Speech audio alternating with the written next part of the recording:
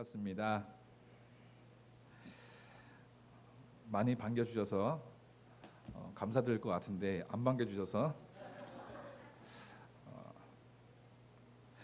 제가 굉장히 많이 사랑하고 또 존경하는 저희 친형 목사님이 되신 이재영 목사님과 우리 최한정 사모님이 비롯해서 오난수만교회에서 이렇게 하나님의 말씀을 전할 수 있는 복을 허락하신 하나님께 먼저 감사를 드리고요. 이 점심을 드신 이후에 굉장히 졸린 상태가 될 것 같으니 우리 옆사람에게 인사합시다. 눈을 뜨시옵소서. 이렇게 축복하면 하나님이 오늘도 우리에게 힘 주시고 또 능력 주시기를 원합니다. 저는 여러분과 함께 하나님의 말씀을 다시 한번 봤으면 좋겠습니다. 누가복음 14장입니다. 누가복음 14장 1절부터 11절 말씀까지 제가 본 말씀으로 정했는데요. 말씀을 전하면서 우리가 있어야 될 자리가 어딘지를 다시 한번 정립하는 시간을 가졌으면 좋겠습니다. 결론부터 말씀드리자면 높은 자리에 있지 말고 낮은 자리를 택하라. 높은 자리에 있는 것은 사단이 좋아하는 자리고 낮은 자리는 하나님이 좋아하시는 자리인데 우리는 매일마다 하나님의 말씀 가운데 살려고 버둥치지만 결국에는 우리의 삶은 낮은 자리보다는 높은 자리를 택할 때가 많이 있다는 것입니다. 저는 20대 때부터 본격적으로 찬양 사역을 시작했습니다. 그리고 많은 곳에서 찬양을 했고요. 악기도 연주하고 음악으로 살았고 그렇게 자랐지만 수많은 찬양을 드렸을 거 아닙니까? 제가 드린 횟수만 해도 몇만 번은 되지 않을까 한번 생각해 보는데요. 어떨 때는 억지로 찬양을 한 적도 있고 또 하나님께 감사한 마음으로 찬양한 적도 있고 여러 가지 형편에 따라 찬양을 했던 적이 많이 있습니다. 특별히 찬양 인도를 하고자 한다면 나의 감정에 따라서 많이 좌지우지되는 그런 상황들을 많이 만나게 됐어요. 오늘 오난소망교회 성가대 찬양팀 헌신 예배를 제가 인도해야 한다는 사실을 전해 듣고 굉장히 부담이 되기도 했고 한편으로는 굉장히 감사한 마음이 들었습니다. 왜냐하면 저는 예배드리는 걸 좋아하거든요. 찬양하는 것도 굉장히 좋아합니다. 그래서 여러분들과 함께 찬양하고 또 기도했으면 해서 그 만남을 오늘도 제가 기대하면서 이 시간에 여러분을 만나러 왔는데요. 우리 모두가 이 낮은 자리를 어떻게 선택할 수 있을까? 늘 저는 그게 고민인 것 같습니다. 제가 목사지만 제가 이 자리에 서 있는 것 자체가 주의 은혜이고 또 제가 찬양할 수 있다는 이 사실만으로도 굉장히 감격스러운 삶이 되거든요. 여러분들은 어떠십니까? 하나님을 찬양하는 이 자리에 하나님을 찬양하는 오늘 이 시간 감격이 있습니까? 감동이 있습니까? 네, 하나님 받으셨으면 저는 충분하다고 생각합니다. 우리가 분명히 알다시피 하나님이 좋아하시는 자리, 하나님이 가장 기뻐하시는 자리, 출애굽기 20장을 보게 되면은 10계명에 대해서 하나님 말씀하셨어요. 그 제1계명이 뭔가요? 한번 성경을 찾아봐야겠습니다. 출애굽기 20장입니다.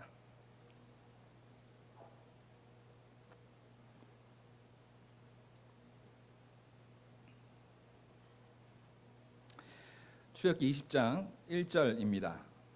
우리 한 목소리로 하나님의 말씀을 읽도록 하겠습니다. 시작.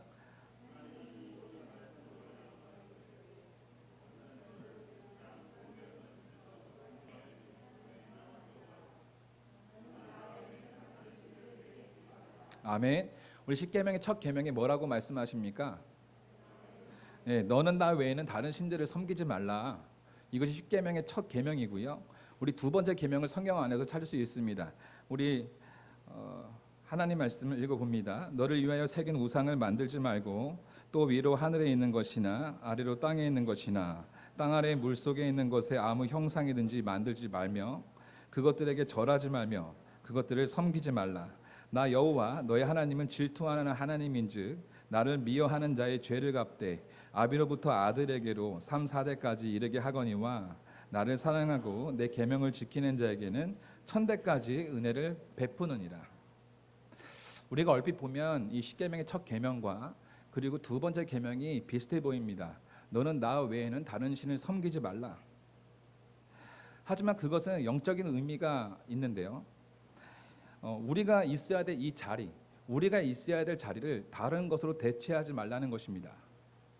제2계명에 대해서 말씀하시는 것 같이 너가 있어야 될 자리, 그 자리를 벗어나지 마라.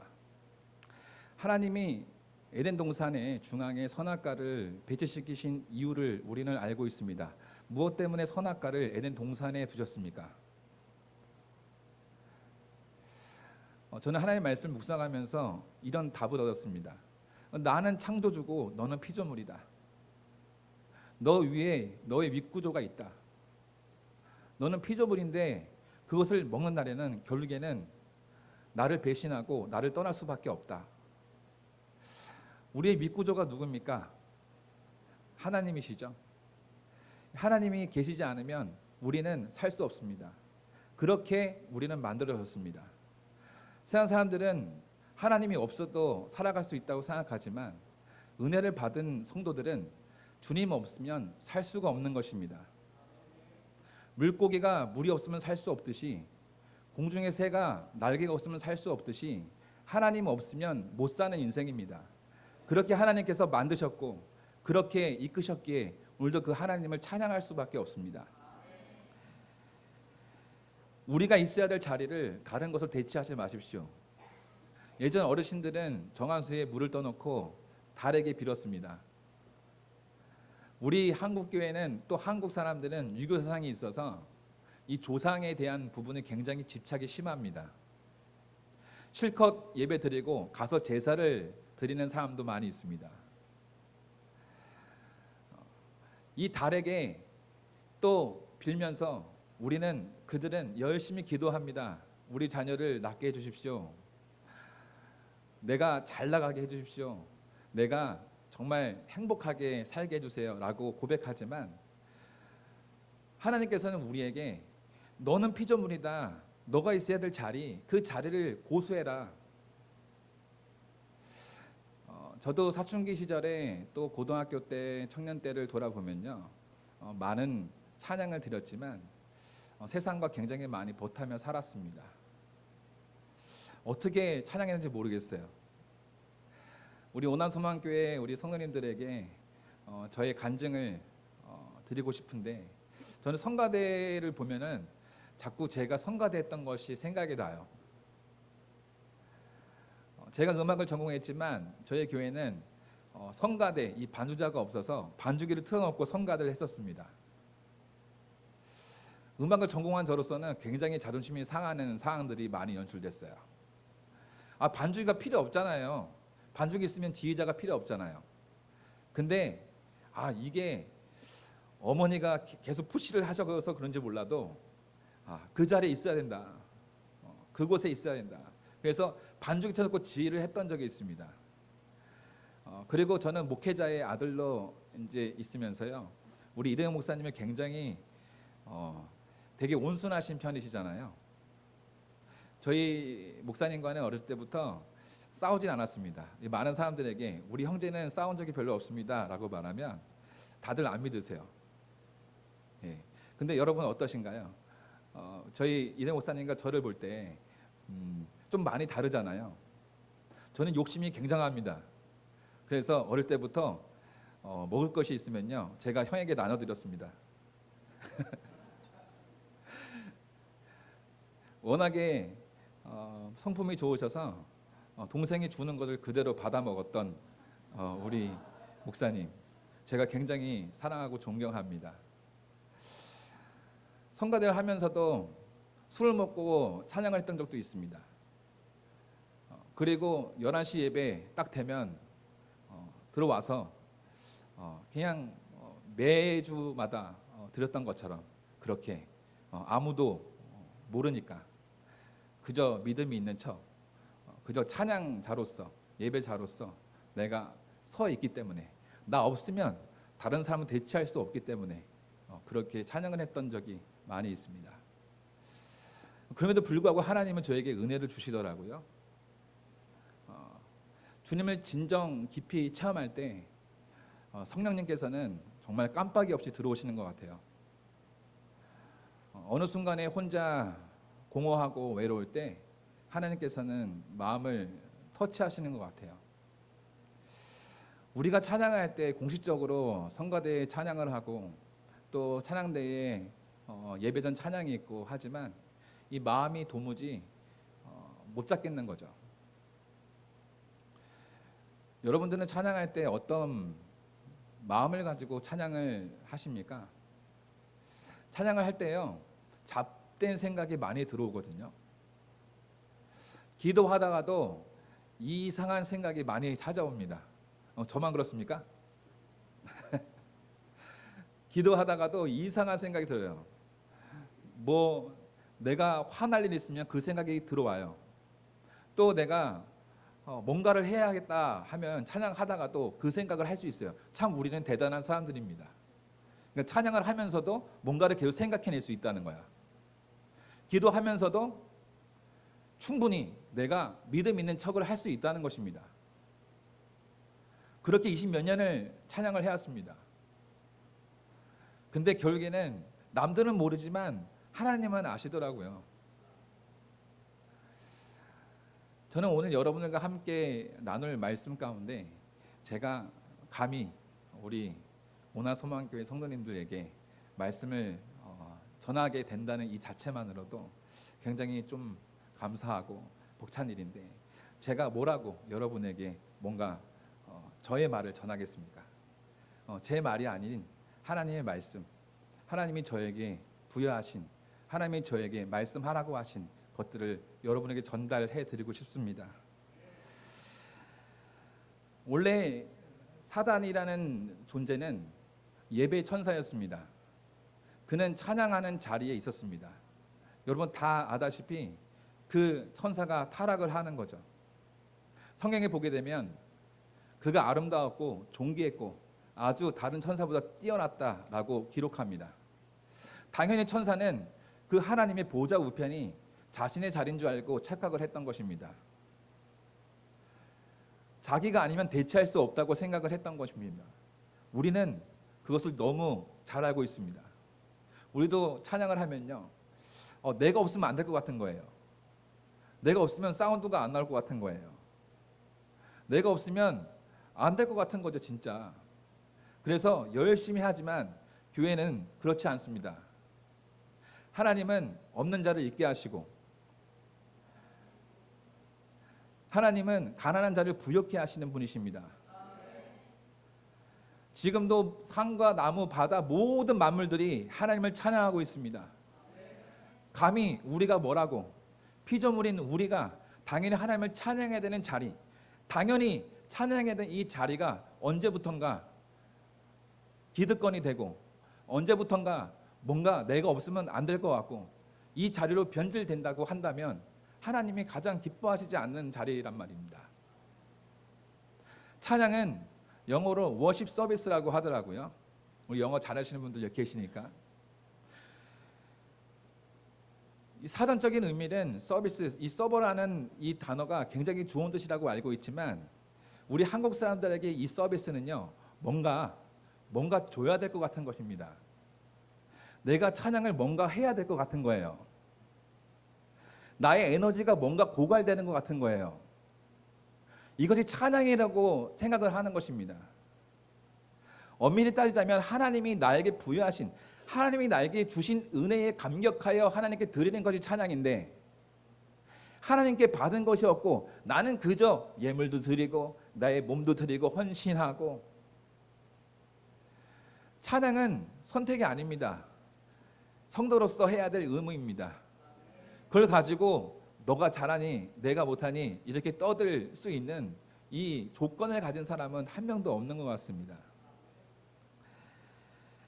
그렇기 때문에 이 사단은 자기밖에 없을 것 같거든요. 그 적임자가. 왜냐하면 너무 온전했습니다. 아름다웠습니다. 그 행위가 너무 온전한 피조물이었습니다.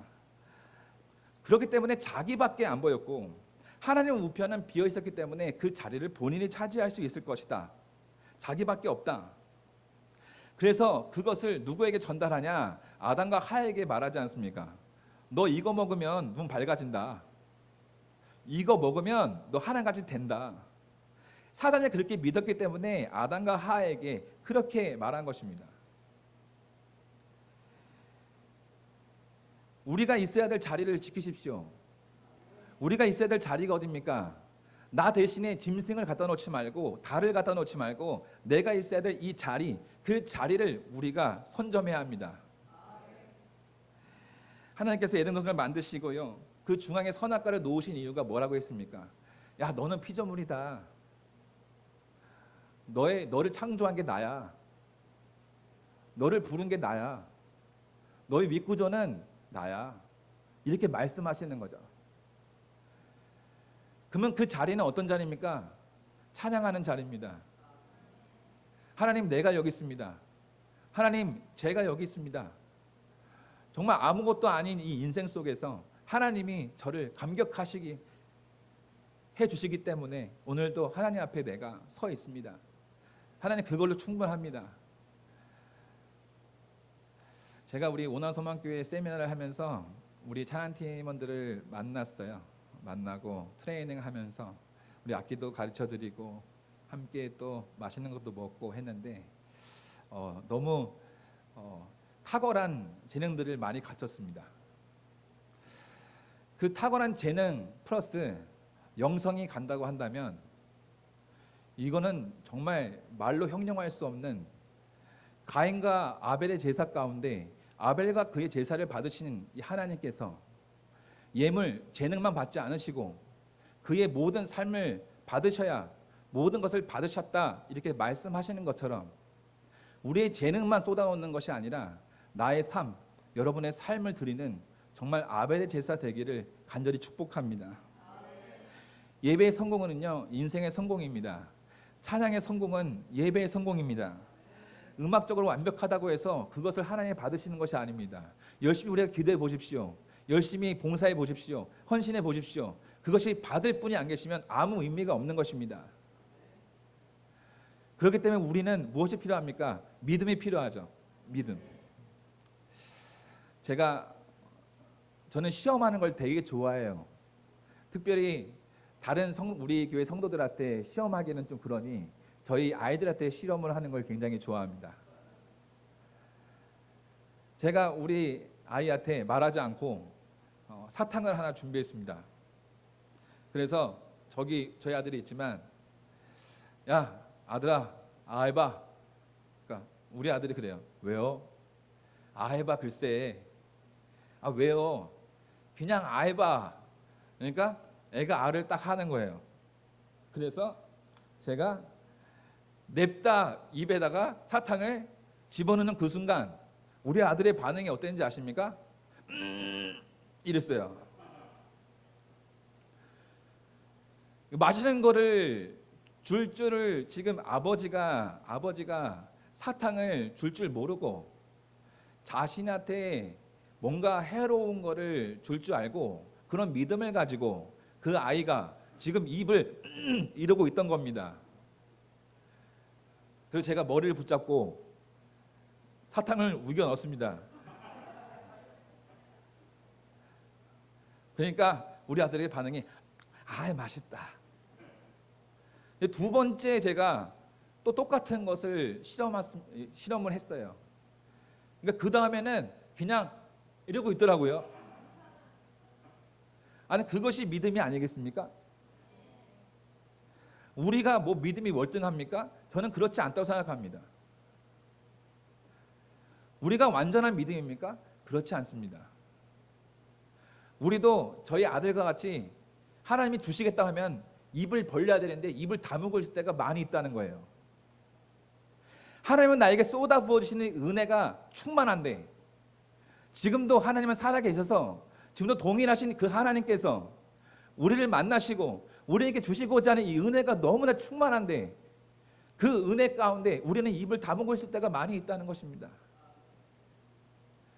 여기 오난서명교회에 저희 딸이 있다고 들었습니다. 우리 담비. 찬양할 때 우리가 입을 벌린다는 것은 이것은 굉장히 영적인 것입니다. 일상생활에서 우리는 사람에게 말을 많이 합니다. 이건 이렇고 저건 저렇고. 당신은 왜 그랬습니까? 정죄하고 비판하고 이건 그래서 그래 지적하고. 이 말을 많이 한 사람들은 하나님 앞에 별로 할 말이 없습니다. 기도하라 그러면 기도 못합니다. 왜요? 사람에게 많은 말을 했거든요. 마음에 공허해 보십시오. 괴로워 보십시오.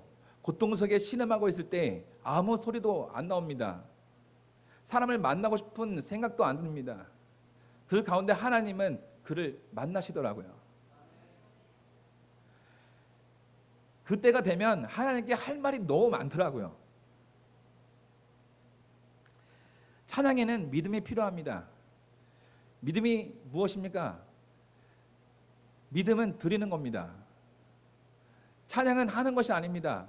드리는 것입니다. 입으로 하는 것이 아니라 나의 마음의 깊숙한 곳에서 이끌어져 나오는 이 하나님을 사랑하는 이 마음이 우러져 나오는 거죠. 세상에서는 할 말이 많지만 하나님께 대해서는 할 말이 없는 사람이 되지 말고, 귀가 부요하고 마음이 부요해서 하나님을 찬양을 못하는 자 되지 말고, 마음이 가난한 자, 심령이 가난한 자는 복이 있나니 천국이 그들의 것이다. 나의 무능을 깨닫고 유능하신 하나님을 온전히 신뢰하는 것, 그것이 찬양입니다. 그렇기 때문에 여러분과 함께 찬양하고 싶은 겁니다. 성가대만 찬양입니까? 여기 뒤에 계신 어르신들도 찬양합니다. 회중 앞에서 우리가 찬양한다고요? 그 찬양 아닙니다. 하나님이 받으셔야 찬양입니다.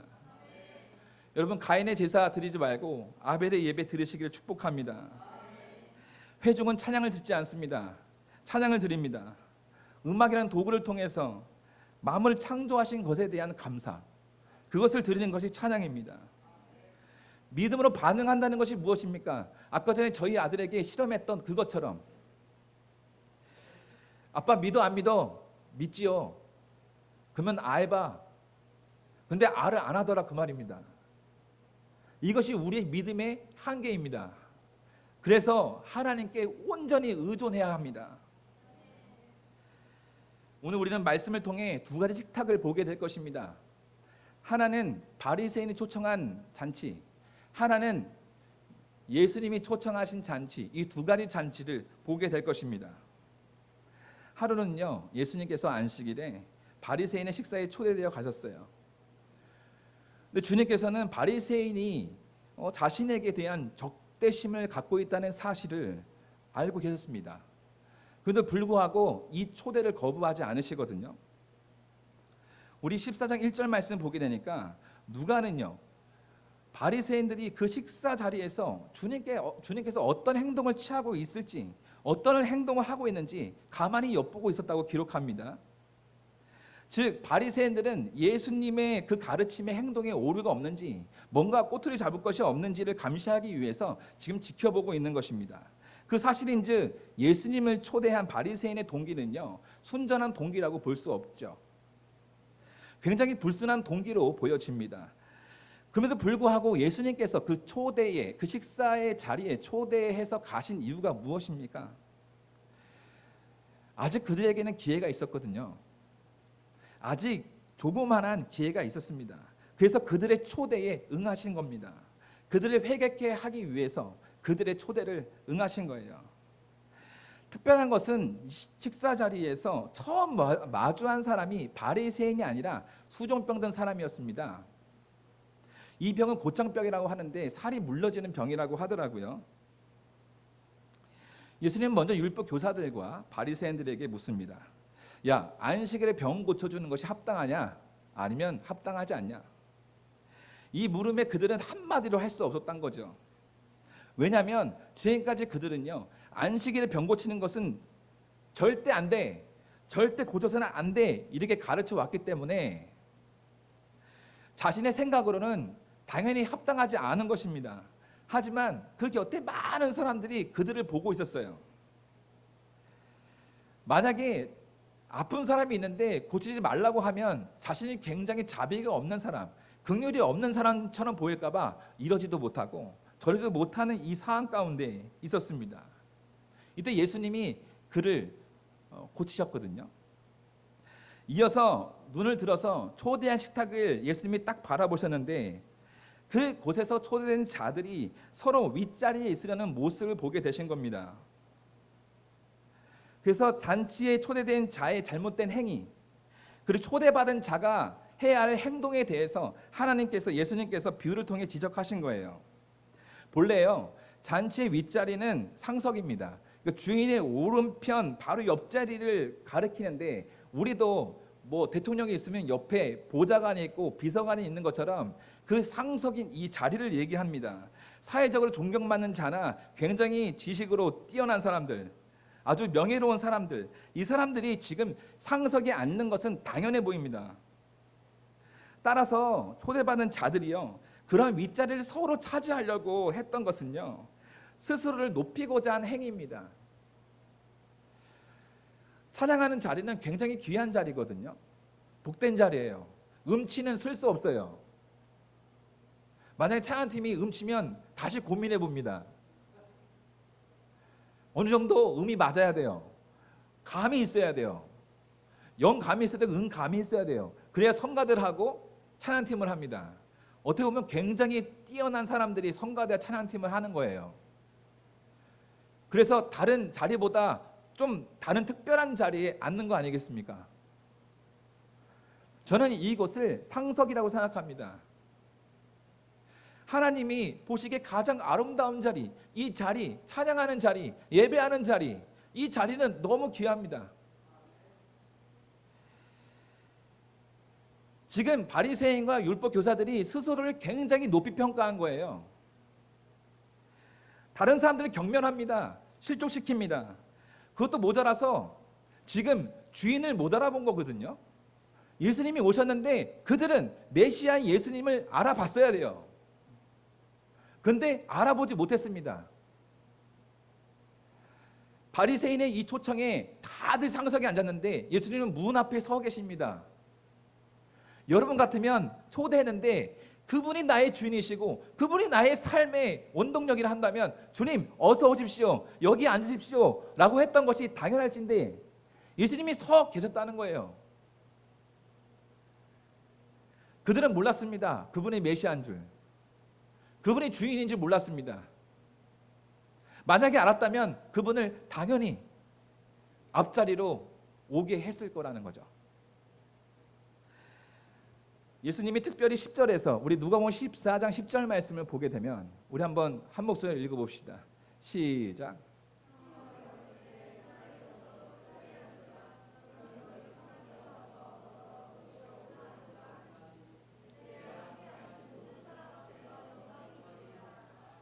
아멘. 특별히 10절에서 영광의 자리를 탐내는 사람들, 높은 곳에 앉고 싶은 이 사람들에게 야, 너가 생각하기에 너의 자리라고 생각되는 곳에 앉지 말고 한두 자리 아래, 즉 끝자리에 앉아라. 그리고 주인이 초대된 자가 이쪽으로 올라오십시오 라고 할 때 너 그때 올라와라. 그러시면서 무릇 자기를 높이는 자는 낮아지고 낮추는 자는 높아질 것이다, 이렇게 말씀하고 계십니다. 이것이 바로 첫 번째 자리라는 거예요. 첫 번째 잔치. 자, 두 번째 잔치가 있습니다. 오늘 우리가 읽은 누가복음에서는요, 큰 잔치로 기록되고 있지만 이 병행 구절이 있어요. 마태복음 22장 2절입니다. 우리 성경 한번 찾아봅시다. 마태복음 22장 2절입니다.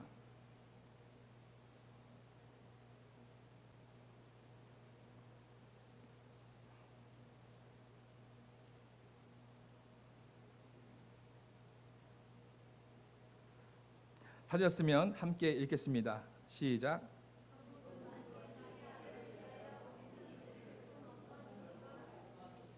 아멘. 누가복음에서는 큰 잔치로 비유하지만 마태복음에서는 큰 잔치가 아니라 어떤 한 임금의 왕자의 혼인 잔치다 이렇게 기록하고 있어요. 그런데 이상한 점은 왕자의 결혼식인데 그 결혼식에 초대한 사람들이 오기를 싫어했다는 거예요. 오기 싫다고 말하고 있는 것입니다. 14장 18절 말씀 보게 되면 다 일치하게 사양했다. 마태복음 22장 3절 말씀 보게 되면 그 종들을 보내어 그 청한 사람들을 혼인잔치에 오라 하였더니 오기를 싫어하거늘. 여러분, 나라의 임금의 아들이 결혼식을 하는데 그곳에 마땅히 와야 하는 것이 정상인데 하나같이 오기를 싫어했다는 것입니다. 그것도 모자라 지금 초대장을 건네려오는 이 종들을 모욕하고 죽이기까지 했다는 거예요. 그런데 마태복음 22장 첫 구절에 뭐라고 얘기하면 천국은 마치 라는 말씀을 하고 계세요. 즉 이 잔치는 천국의 잔치입니다. 천국의 잔치가 열리는데 이 사람들이 일치하게 사양했다는 거죠. 예수님께서 이 비유를 통해 천국은 어떤 곳이고 어떤 사람들이 그곳을 들어갈 수 있고 누가 이것을 차지할 수 있는지를 말씀하고 있습니다.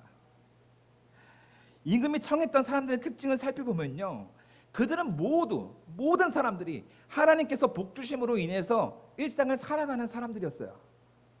다른 사람들보다 더 많이 하나님께 복을 받은 사람들이었다는 거죠. 누가복음 14장 18절 말씀 속에서 어떤 사람은 밭을 샀다고 얘기합니다. 마태복음 22장에서는 자기 밭으로 갔다고 기록하고 있거든요. 이 밭을 샀다고 얘기하는 것은 자기 소유물을 말하는 것이기 때문에 그 사람의 그 재산이 증식됐기 때문에 그가 바빠서 나는 그곳에 가지 못합니다. 또 한 사람이 있습니다. 누가복음 14장 19절 말씀에서는 어떤 사람이 소 5개를 샀다고 얘기합니다. 그 소 5개를 살 수 있는 것은 무엇 때문이었을까요?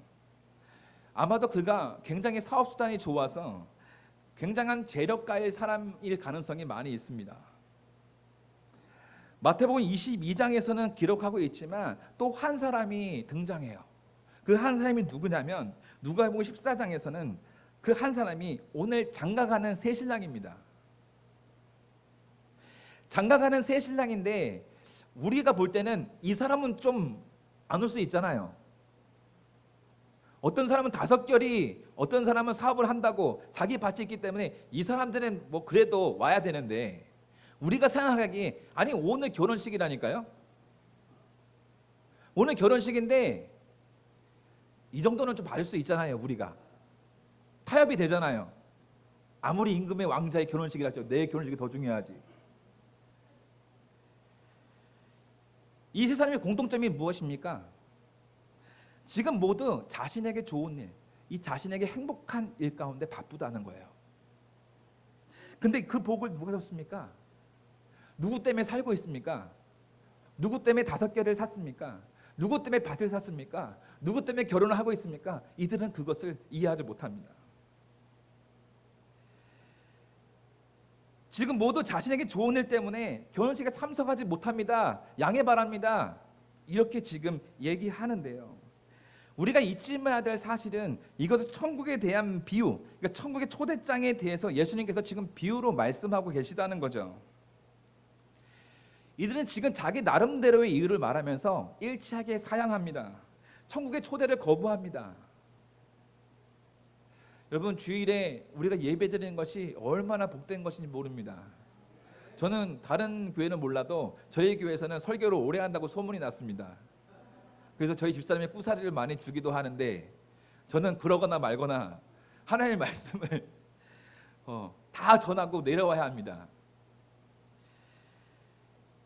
이 주일에 예배드리고 찬양하고 기도하고 예물 드리고 어떻게 보면요, 여러분 굉장히 손해보는 것 같아요. 시간도 멈춰야 돼요. 예물도 드리잖아요. 왜 11조 왜 드립니까? 감사 예물 왜 드립니까? 다 드려야 돼요. 시간도 드리고 예물도 드리고 헌신도 해야 되고 봉사, 특별히 원화사목교회도 일 많이 하시잖아요. 뭐 1인 3역 4역들을 하면서 아주 힘들게 지금 원화사목교회에서 신앙생활을 유지해 가시는데 저희 교회도 우리 아이들 다음 세대들 악기를 가르치고 있거든요. 제가 미리부터 얘기했어요. 우리 교회 나오려면 무조건 한 사람당 3학기 이상은 해야 된다. 그게 아니면 다른 교회 가라. 우리 교회는 그런 교회야. 우리 교회는 무조건 하도 이 어릴 때부터 반주자가 없어서 교회가 좀 작다 보니 반주자가 삐져갖고 시험 들어서 안 오면 대체할 사람이 없어요. 우리 집사님은 너무 안타까우셔가지고 어떻게 이렇게 말씀하시는데 지금은 그들을 가르쳐야 되겠는 거죠. 이 사람이 이걸 못해? 그러면 다른 사람을 할 수 있고 아주 목 빠지게 반주자가 언제 오나 반주자 도대체 언제 올까 아주 걱정에 휩싸이지 말고 내가 애들을 키워내야 되겠다. 그 애들을 아주 1인 3학기로 만들어야겠다. 근데 하나님께서 놀라운 계획을 하신 건데 그것이 뭐냐면 우리 찬양팀 가운데 반이 음치입니다. 놀라운 일이죠. 음치인데 악기가 돼. 한번 볼 때가 있을 겁니다. 찬양을 시키면 음을 하나도 못 맞춰요. 정작 이 목사가 음악을 전공하고 보컬 트레이너인데 우리 교회 세상에 음치가 별로 없거든요. 요즘에는. 근데 우리 교회는 다 모아놨어요. 하나님의 계획하심이라는 거죠. 그들은 예배의 자리, 찬양의 자리에 있을 수 없는 사람들이에요.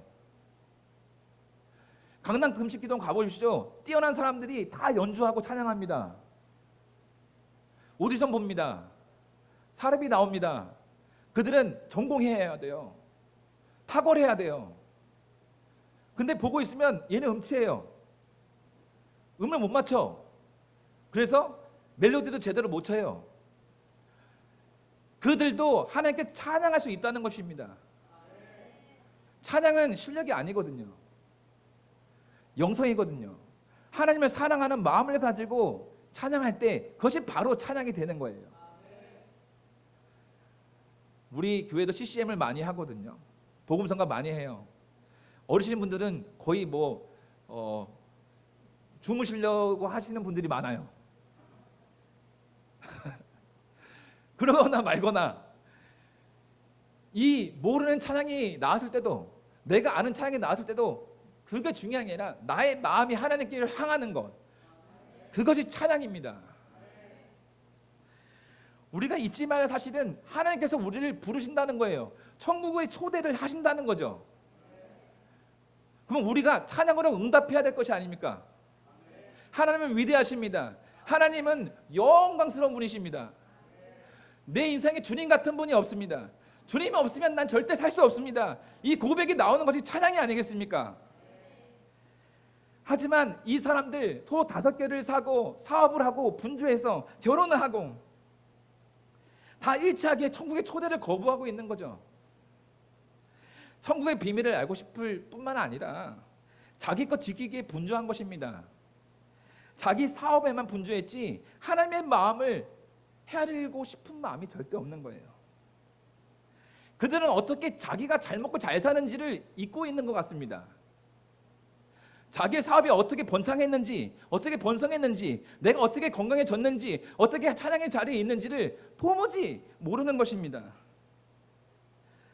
마땅히 그 사람들은 초대에 응했어야 돼요. 가장 하나님께 복을 받은 사람들이니까. 근데 1차로 초대받은 이 자들은 실패했습니다.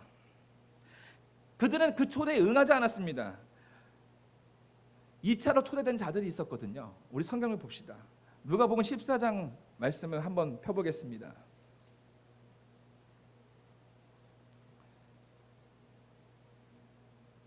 12절 14장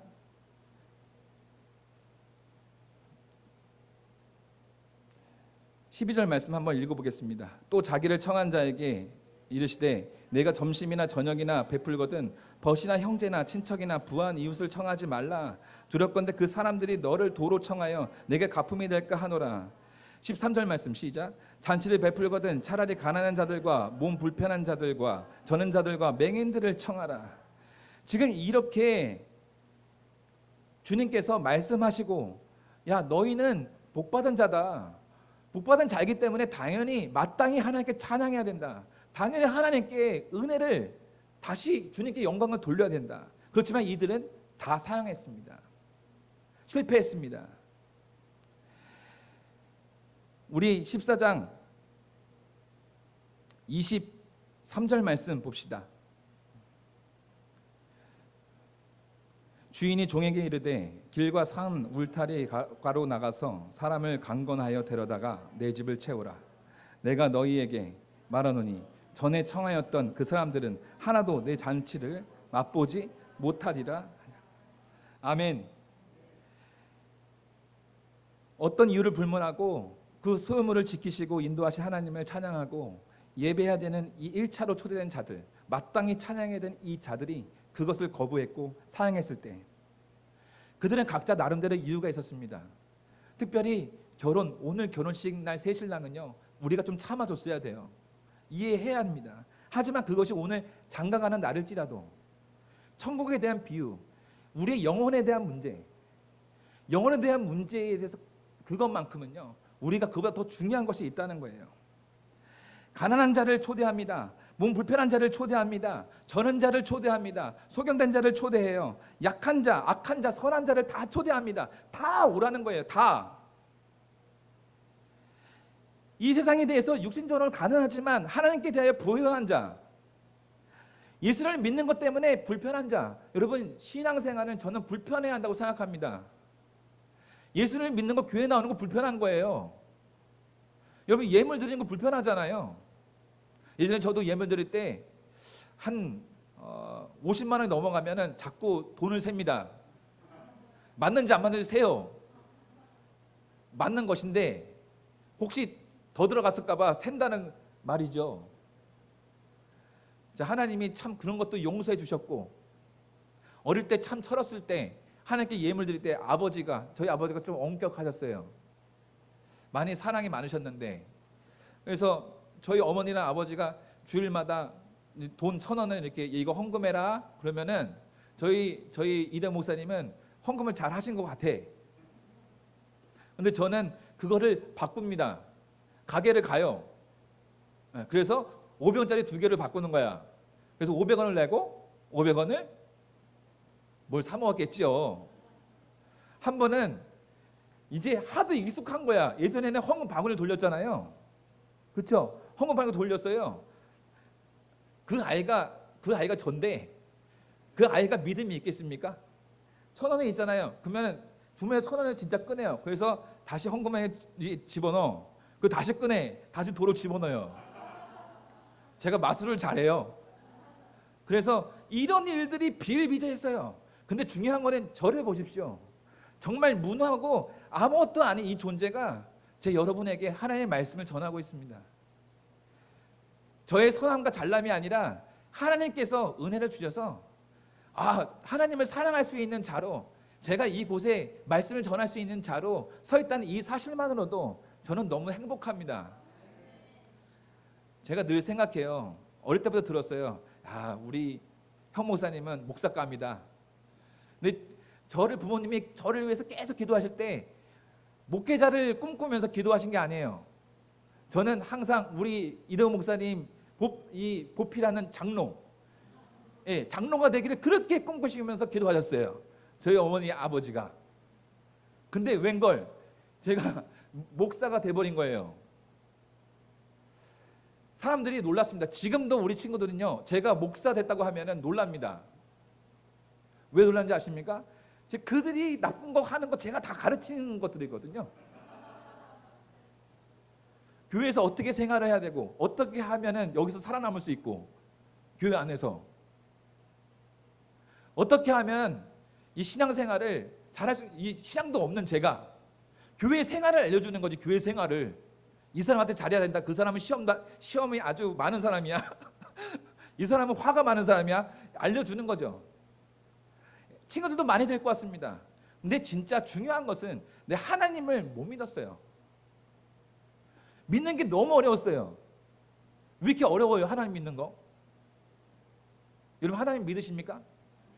제가 우리 성도들에게 하는 말이 있습니다. 하나님 믿으십니까? 제가 늘 물어보면 왜 자꾸 물으세요? 믿는데 그런 말씀을 하시는데 자꾸 나의 감정과 나의 생활과 나한테 들어오는 모든 세상적인 모든 환경적인 것들을 통해서 이 믿음이 자꾸 다운되는 것 같거든요. 지금 2차로 초대되는 사람이 어떤 사람이라 했습니까? 눈먼 자입니다. 저는 자입니다. 약한 자입니다. 소경입니다. 악한 자입니다. 선한 자입니다. 이 사람들을 초대한 것입니다. 왜요? 자리가 비었거든요. 1차로 초대된 자들은 지금 다 사양했습니다. 당연히 마땅히 와야 되는 이 사람들이 안 오니까 2차로 초대된 자들이 지금 오게 된 거예요. 어디를요? 천국의 자리를요. 우리 외부적으로 가난해질 수 있습니다. 근데 그 가난이 영성을 보장하지 않습니다. 성경은 가난이 복이다라고 말씀하지 않아요.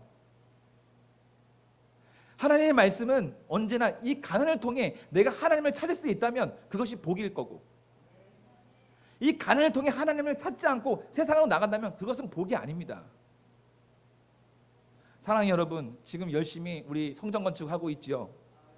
저는 그걸 볼 때마다 마음이 이렇게 감동이 있습니다. 우리 목사님을 비롯해서 우리 성도님들이 얼마나 많은 기도로 지금 열심히 준비하고 계실까. 그리고 저희 친형이 이 담임하고 계시는 이 교회이기 때문에 다른 교회보다 더 많은 애정이 있습니다. 제가 하나님 말씀 가운데 우리가 기도할 때 그 기도가요, 내 기도가 되는 것이 아닙니다. 이 기도는 반드시 감사로 나타나야 돼요. 기도는 내가 하는 것이 아닙니다. 기도는 되어져야 합니다. 저는 기도를 해야 되는 줄 알았어요. 근데 기도는 하는 것이 아니라 그냥 되어지는 거더라고요. 정말 한 주간 동안 열받아 보십시오. 이 기도도 세게 나오더라고. 한 주간 동안 아주 공허했을 때 이 기도도 참 잔잔히 나오더라고요. 이 기도가 나의 감정에 너무 많이 영향을 미치는 거예요. 엘리야의 기도를 아실 겁니다. 엘리야는 능력의 종입니다. 기도의 종입니다. 그는 지금 바알과 아세라 선지자들과 싸우고 있습니다. 1대 850으로 싸우고 있습니다. 그의 믿음이 어떻습니까? 물을 붓고 불을 기다렸습니다. 이것이 말이 됩니까? 물을 붓지 말아야 가능성이나 좀 있는 건데 이 물을 다 버버렸어요. 어떡합니까? 이제 불이 안 붙으면 끝나는 건데 생명을 걸었습니다.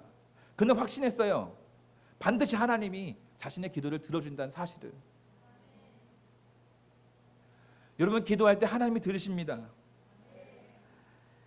2차로 택함을 받으려면 어떤 사람이어야 합니까? 우리는 2차로 초대된 사람이어야 한다는 거죠. 이 가난한 자여야 한다는 거죠. 뭔가 부족하고 뭔가 모자란 사람이어야 한다는 거죠. 여러분, 얼마나 감사한 일입니까? 내가 하나님께 부름받고 내가 하나님 앞에서 이렇게 예배하고 찬양할 수 있다는 사실이. 마태복음 5장 보시면 심령이 가난한 자는 복이 있나니 천국이 그들의 것이다. 심령이 가난해질 때 우리가 비로소 하나님께 드릴 수 있는 겁니다. 누가복음에서 보게 되면 이 단어적인 부분에서 이 가난하다고 얘기하는 것이 외적인 빈곤, 외적인 가난이라고 우리가 여길 것이 아니고요. 예수님은 그렇게 말씀하신 적이 없습니다. 심령이 가난한 자는 마음의 심지가 약하거나 그리고 소심한 자, 다른 사람보다 조금 왜소하고 좀 부족한 자, 이것을 무능한 사람을 의미하지 않아요. 외식하는 자, 곧 사람보다 다른 사람보다 더 겸손한 척을 하는 사람을 의미하지 않습니다. 자신의 결핍, 자신의 무능함, 나는 할 수 없고 하나님은 하실 수 있고 나는 없고 주님만 계시고 하나님께 의지하는 마음을 이야기하는 것입니다. 심령이 가난해지려면 어떻게 해야 되는 거죠? 비워내야 돼요. 비워내야 돼요. 주지 않으면 채울 수 없습니다. 우리는 많은 설교를 들었습니다. 북보수 같은 성령의 말씀들을 많이 들었습니다. 귀는 부유해졌어요. 마음은 부유해졌어요. 근데 진짜 심령이 가난해지지 않는다는 거죠. 말씀에 감격 있고 말씀 들으면 정말 감격 있고 아 그렇게 살아야겠다. 정말 내가 그렇게 해서 한번 살아보자. 이것이 나타나야 되는데 나가면 그대로거든요. 기껏 예배 드리고 나가면 싸워요. 기껏 나가 예배 잘 드리고 뭐 샬롬 하면서 인사를 하지만 뒤에 가서 서로 정죄합니다. 그것이 예배가 될 수 없습니다. 사랑하는 여러분, 사람이 영적으로 망가지면 찬양을 멈추게 돼요. 여러분이 만약에 찬양을 하고 있다면 여러분들은 영적으로 지금 건강한 상태인 거예요. 길 가다가 찬양을 많이 하시죠? 직장에서도 사업하면서도 우리가 찬양이 흘러나오죠? 얼마나 감사한 일입니까? 하루는 집에서 저희 집사람이 이 샤워를 하면서 막 찬양을 부르는 거예요. 그래서 제가 당신이 행복한가 봐. 본인도 행복한 것을 그제야 안 거예요. 뭔가 눈물이 나더래요. 이 샤워를 하는데 자기 입술에 찬양이 나오니까. 찬양은 되어지는 거 아닙니까? 행복하면 찬양이 흘러나오는 거 아닙니까? 우리가 당연히 해야 될, 마땅히 해야 될 찬양 아닙니까? 누가 더 잘하나 이것이 아니라 하나님이 받으실 만한, 가인과 아벨의 제사 가운데 가인의 예배는 받지 않으시고 아벨의 제사는 받으셨던 그 이유가, 가인은 자신은 드리지 않고 예물만 드렸고 아벨은 자신과 예물을 드린 것입니다. 이것이 가인과 아벨의 차이인 거예요. 찬양을 하는 것이 아니라 드리는 것이라 했습니다. 찬양 안에는 하나님을 향한 사랑의 고백이 담겨 있어야 돼요. 저는 기도가 가장 어려워요. 여러분 어떠십니까? 그래서 기도보다는 제가 기타 치면서 혼자 집에서 교회에서 찬양할 때가 많이 있었어요. 회중이 있고 성도가 있고 같이 찬양할 때는 아주 뜨거운 것 같은데 일주일 동안 개인적인 찬양은 드리지 않고 그냥 그것만 바라보고 있다면 여러분 영적으로 건강하지 못한 것 같아요. 개인적인 찬양이 이루어져야 합니다. 직장에서, 사업장에서, 가정에서, 여러분의 삶 가운데 개인적인 찬양을 해야 합니다. 우리 누가복음 14장 우리가 봤지만 바리새인이 청한 이 자리에, 이 상석은 예수님이 앉을 자리가 없습니다. 예수님이 뭐라고 말씀합니까? 야, 끝자리에 앉아라. 상석의 입장에서 보면 상석에 있는 자리에서 이 끝자리에 앉는 사람이 복되다라고 말씀하시는 거죠. 그 자리가 어디입니까? 예수님이 있는 자리입니다. 예수님이 옆에 있는 자리입니다. 그 자리가 어떤 자리입니까? 첫 자리입니다. 사랑하는 성가대 우리 헌신 예배를 통해서 찬양팀들, 우리가 찬양할 때 여러분 상석에 앉지 말고 우리의 마음이 겸손하여서 끝자리에 앉게 된다면 그 자리가 예수님의 옆자리고 그 자리가 하나님이 기뻐하시는 자리라는 것입니다. 바리새인은 상석에 앉고 싶어 했습니다. 뭔가 더 해보고 싶었죠. 예수님의 옆자리는 어떻습니까? 그 자리를 누가 메꿨습니까? 약한 자입니다. 심령이 가난한 자입니다. 악한 자입니다. 선한 자입니다. 그들이 지금 예수님의 옆자리를 차지하고 있습니다. 그러면 우리는 어떤 사람이 되어야겠습니까? 어떤 찬양을 드려야겠습니까? 주님 앞에 무능한 사람이어야 합니다. 아무것도 없어야 합니다. 주님만 계시고 나는 없어야 합니다. 우리가 노래를 뛰어나게 잘한다 해도 그것이 하나님을 향해서 드려지지 않는 찬양이라면 그냥 울리는 꽹과리와 같은 것입니다. 저는 여러분들과 함께 찬양하고 싶습니다. 진정으로 영과 진리로 찬양하고 싶습니다. 말씀 뵙겠습니다. 주님께서 말씀합니다. 나를 존중히 여긴 자를 내가 존중히 여길 것이다. 나를 사랑하는 자가 천대까지 은혜를 누릴 것이다. 주의 궁정에서 한 날이 첫날보다 낫사오니 하나님, 내가 성전의 문지기로 있는 게 좋습니다. 하나님, 내가 주님의 옆자리 끝자리에 앉는 것이 좋습니다. 하나님, 그런 사람 되기를 원합니다. 사랑하는 오나는 소망교회 성도님 여러분, 우리 하나님께 정말 최고의 예배를 드립시다. 최고의 찬양을 드립시다. 우리 주께 가까이 우리 찬양하고 기도했으면 좋겠습니다.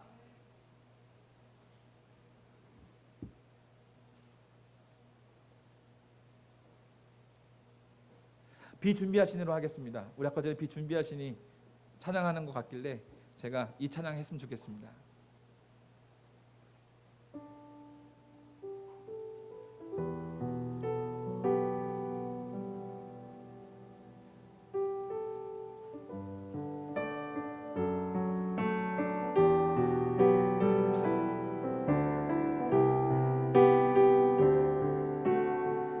함께 찬양합시다. 우리 주는 위대하며 우리 주는 위대하며 능력이 많으시도다. 그의 지혜 무궁하며 자는 영원하도다. 아멘. 상한 자를 고치시며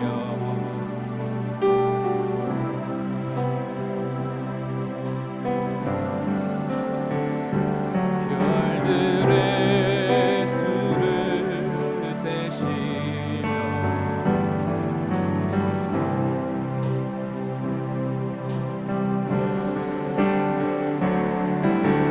그가 구름으로 하늘을 덮으시며 땅을 위하여 비준비하시니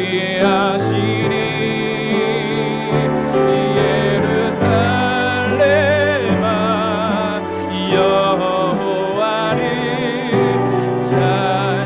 찬송할지어다. 내 하나님을 감사함으로 주 앞에 나가며 예루살렘아 찬양할지어다. 예루살렘아 여호와를 찬송할지어다. 내 하나님을 감사함으로 그 앞에 나가며 주님께 우리의 마음을 토해내어 하나님께 찬양합시다. 예루살렘아 예루살렘아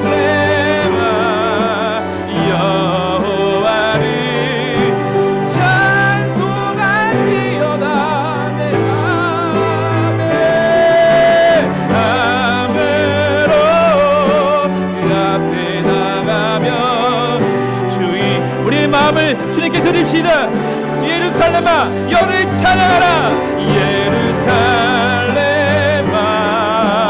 여호와를 찬송할지어다. 내 하나님을 감사함으로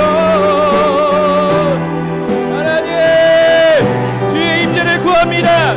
주여 하나님 우리를 도우시옵소서. 예루살렘아 예루살렘아 여호와를 찬송할지어다. 내 마음으로 우리 주님께 영광을 돌리시라. 주는 위대하십니다. 주는 영광스러우십니다. 하나님 찬양합니다. 하나님 예배합니다. 예루살렘아 여호와를 찬송할지어다. 내 하나님을 감사함. 아멘 아멘 아멘. 우리의 목소리로 찬양합시다. 우리의 목소리로 찬양합시다. 예루살렘아 예루살렘아 여호와를 찬송할지어다. 내 하나님을 감사함으로 그 앞에 나가며 우리 다시 한번 찬송합시다. 예루살렘아 여호와를 찬양할지어다.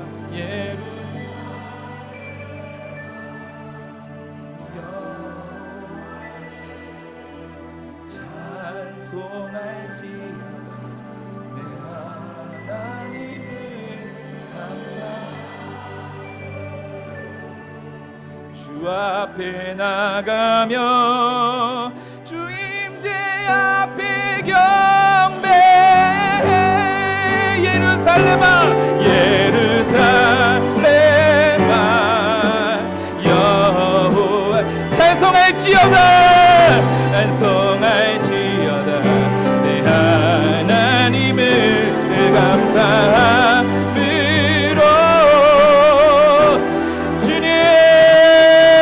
주님제 앞에 겨 우리 손을 높이 올리고 우리 주님께 찬양합시다. 예루살렘아 여호와를 아멘 송할지어다 내 하나님을 하나님 사랑합니다. 하나님 역사하여 주시옵소서. 하나님 주님 우리를 만나 주십시오. 하나님 끝자리가 아니라 하나님 예수님의 곁에 있는 이 자리를 선택할 수 있도록 하나님 부어주시옵소서. 예루살렘아 예루살렘아 여 주님 찬송할지어다 내 하나님을 감사하며 하나님께 찬양하는 것이 마땅합니다. 하나님 마땅합니다. 주여 하나님 우리를 도우시옵소서. 예루살렘아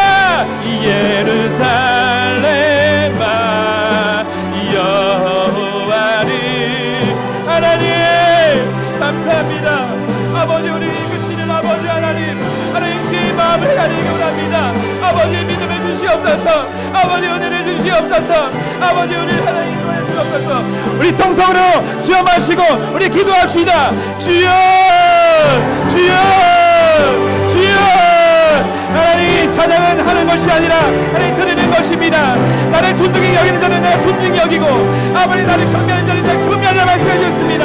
아버지 하나님 주여 우리가 마음을 다해서 하나님을 예배하기 원합니다. 찬양하기 원합니다. 하나님 주여 하나님 마땅히 드려야 되는 이 자리 하나님께 드려야 되는 이 자리에 아버지 내가 설 수 있도록 아버지의 역사하여 주옵소서.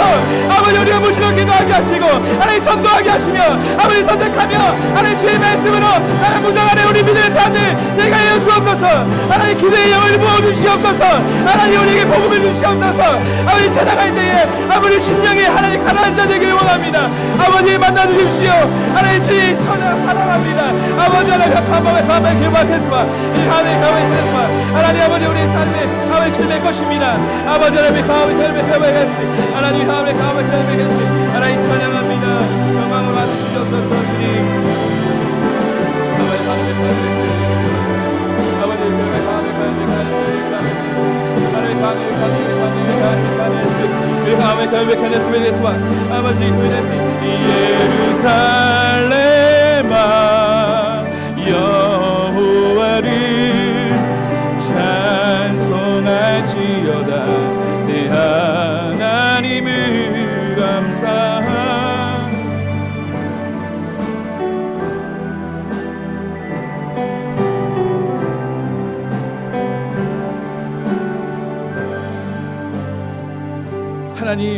하나님 우리를 도우시옵소서. 아버지 우리의 마음과 생각이 주님께 향하게 원합니다.